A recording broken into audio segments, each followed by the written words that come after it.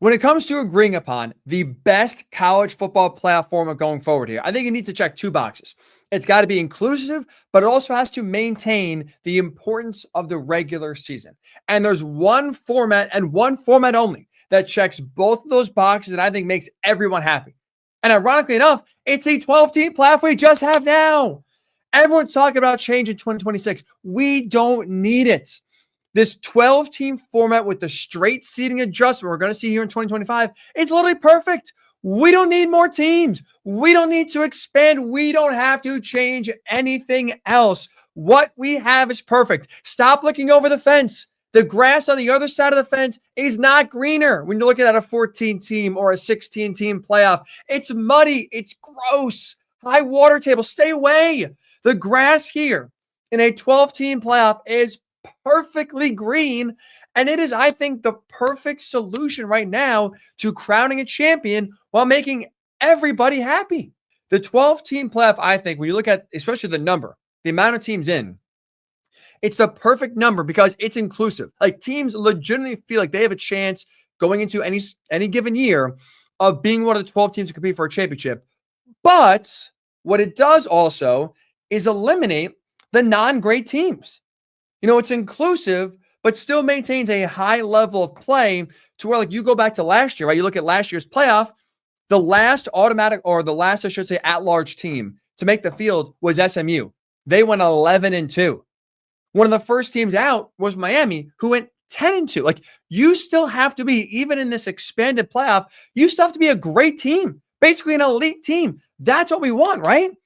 You want to be still rewarding great teams to make the playoff and not putting bad teams in. That's essentially what a 16-team playoff does.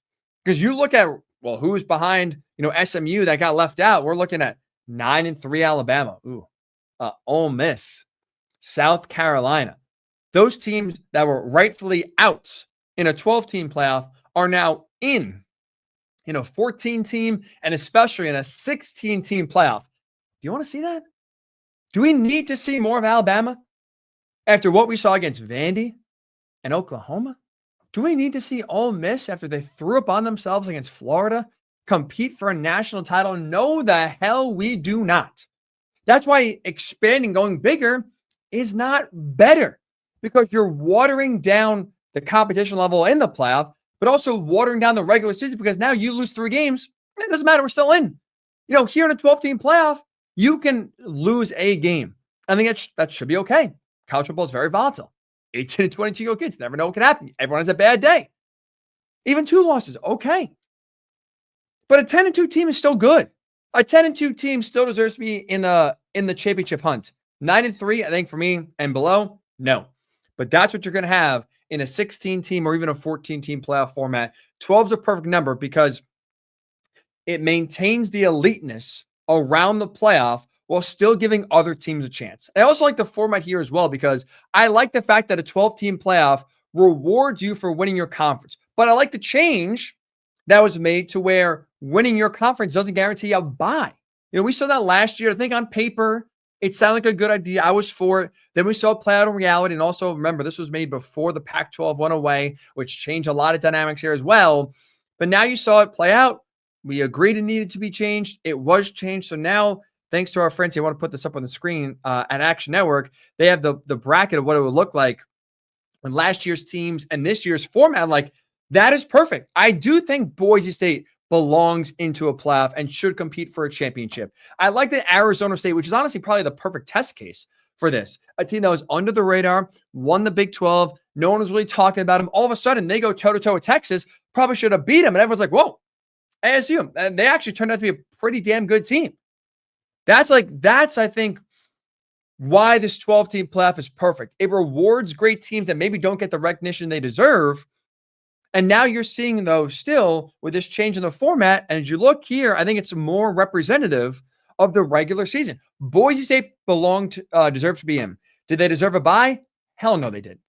Now you look here, they're a 9 seed. That is fitting. You play Indiana a little bit of a playing game. Winner plays Oregon.